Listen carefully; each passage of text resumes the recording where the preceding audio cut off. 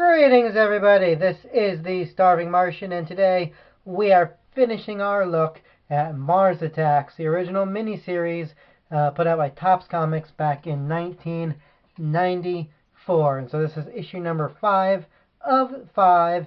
This is it, the final chapter.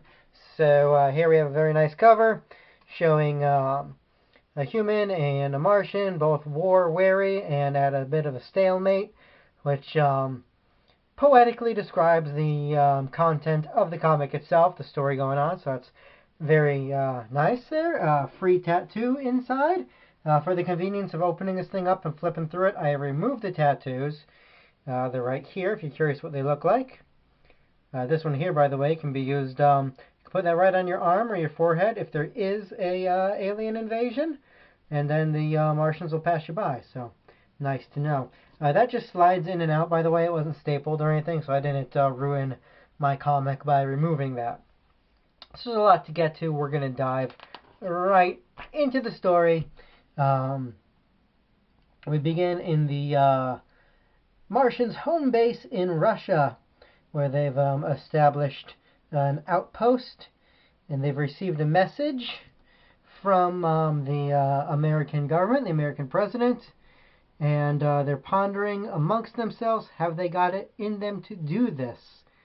If the Terrans, that's us, feel they have nothing to lose by it, who can tell?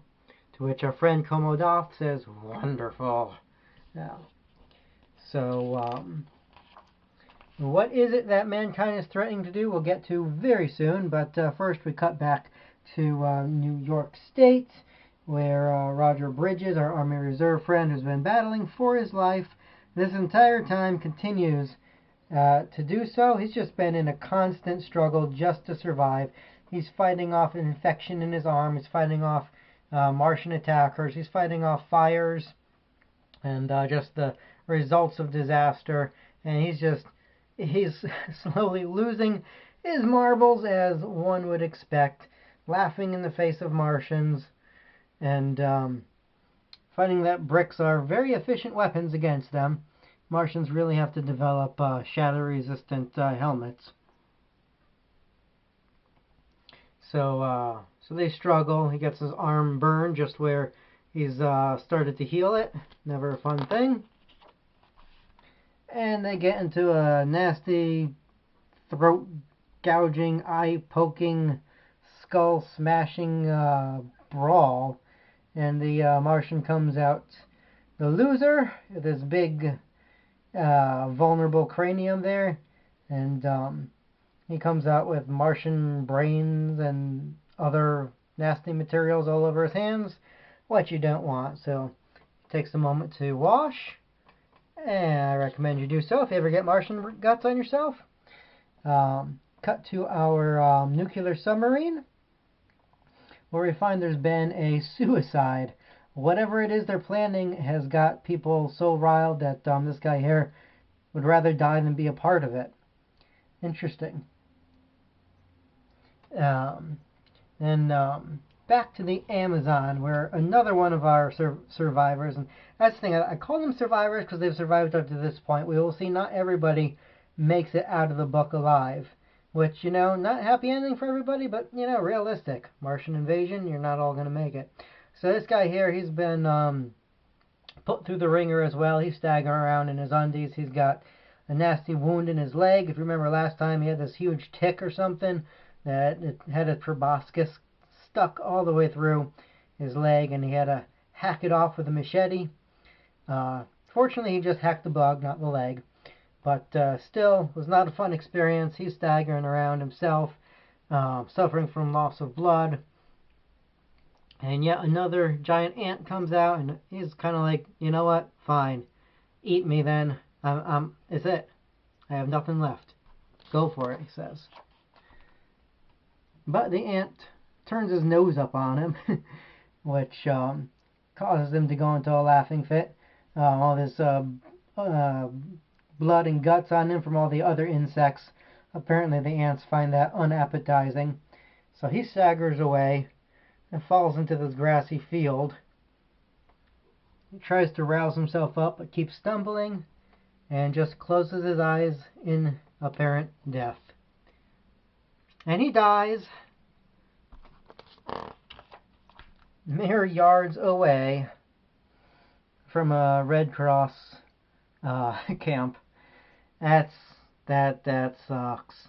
That it just sucks to be him.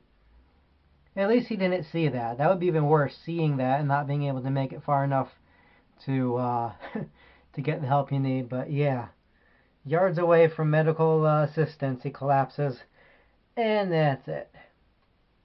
So, cutting back to Colorado, Cheyenne Mountains, where the president, by the way, is holed up with some of his staff. So where the commands are coming to the nuclear subs. We learned that the code they've been speaking, that the Martians haven't been able to crack, is none other than Pig Latin. And we also learn what it is the Earthlings are planning. The very first issue of the miniseries, the Martians stole all of our nuclear weapons. Well, most of them. They didn't count on nuclear submarines. And so these subs have missiles of their own. And the Earthlings have decided that if they can't keep the planet, then the Martians aren't going to have it either. And they got an ultimatum that they've announced, which is, cease the hostilities, or we will nuke this entire Earth to the point where humans and Martians alike will be unable to survive. And so, and they indicate here it is definitely not a bluff. They will do that. They will push the button. And so it's being debated in the Martian Council. Komodov wants to know, will they do it? And nobody knows if they will, or even if they can, whether or not we have the capacity to nuke the entire planet, whether we would if we could. The PAX are advocating surrender, or at least negotiation. They're saying these guys are crazy. We don't know what they can do. We should cut our losses. But Komodov and some of the other Nards, the more warlike of the two branches of the Martian society, they want to stick through to the bitter end. Speaking of the bitter end, back in Boston, Massachusetts, catching up with Nurse McKay. If you remember last time around, she helped the Martian soldiers that one of them had been injured by giant insects. She helped patch him up, and in return they branded her forehead with the Martian insignia. And now the Martians are just passing her by. She's hoping these guys will come down and bomb her out of existence, but no such luck. She's even gone so far as to contemplate suicide, but she just can't bring herself to do it. She doesn't know what she's been branded for, what the purpose is.